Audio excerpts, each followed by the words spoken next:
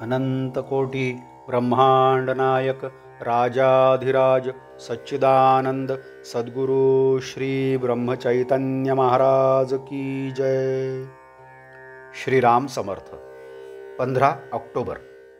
लीन माणसाला भगवंत लवकर साधेल। नामस्मरण करायचे ते अभिमान टाकून करीत जावे। परमेश्वराला अनन्य शरण जाऊनच त्याचे नाम घेत जावे।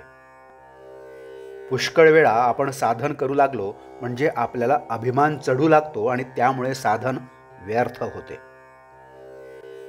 संताकडे जाताना आपण मनामध्ये काही एक बरोबर घेऊन जाऊ नये, किंवा काही नेलेच तर भगवंताचे प्रेम न्यावे। आपण प्रपंचाचे प्रेम आणि अभिमान बरोबर घेऊन जातो आणि मग एकावर एक लिहिलेले जसे वाचता येत नाही तशी अवस्था होते। एखादी वस्तू आपल्याला हवी असे वाटल्यावर आपण तिच्या प्राप्तीविषयी विचार करू लागतो। म्हणूनच पहिल्याने भगवंत हवा असे आपल्याला वाटले पाहिजे, त्यानंतर त्याच्या प्राप्तीच्या साधनांचा अभ्यास करायला पाहिजे। हा अभ्यास मनाच्या कष्टाचा आहे। क्रोधाला बाहेर येऊ देण्यापेक्षा क्रोध गिळणे यात जास्त श्रम आहेत। असे करण्यामध्ये आज कष्ट आहेत हे खरे, पण पुढे मात्र सुख आहे हे निश्चित। वागण्यात, बोलण्यात आणि चालण्यात आपण सावधगिरी बाळगावी, नको ते टाळावे। अनन्यतेला पैसा लागत नाही, विद्या लागत नाही, त्याला फक्त आपली अभिमान वृत्ती बाजूला ठेवावी लागते।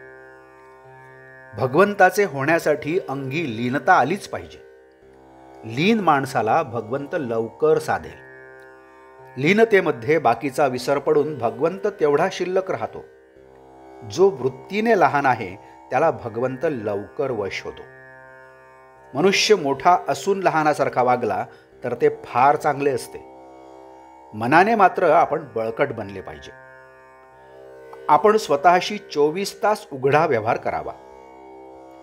भगवंताने आपल्याला केव्हाही जरी पाहिले तरी आपल्याला लाज वाटता कामा नये।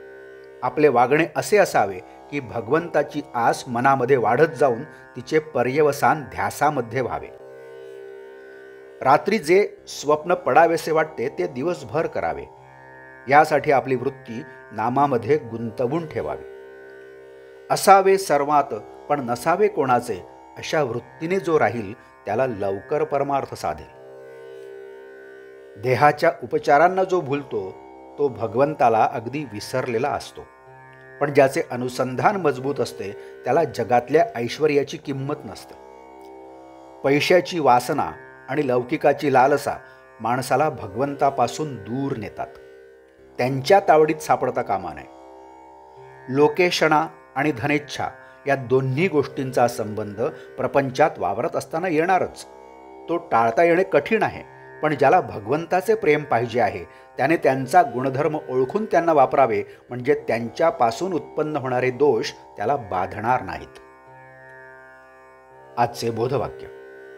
अभिमानरहित जावे रामाला शरण, त्यानेच राम आपला होईल जाण। जानकी जीवन स्मरण जय जय राम। नमस्कार। मराठी आणि हिंदीतून रोजची श्री महाराजांची प्रवचने आपण ऐकत आहातच, परंतु कृपया चॅनलला भेट द्या आणि प्लेलिस्ट बघा। मराठी अथवा हिंदी प्रवचने आपण आपल्या सुविधेप्रमाणे सुद्धा ऐकू शकता। मी परत एकदा आपणाला विनंती करतो की चॅनलला सबस्क्राईब करा, शेअर करा, लाईक करा, कमेंट्स द्या। धन्यवाद। जय जय श्रीराम।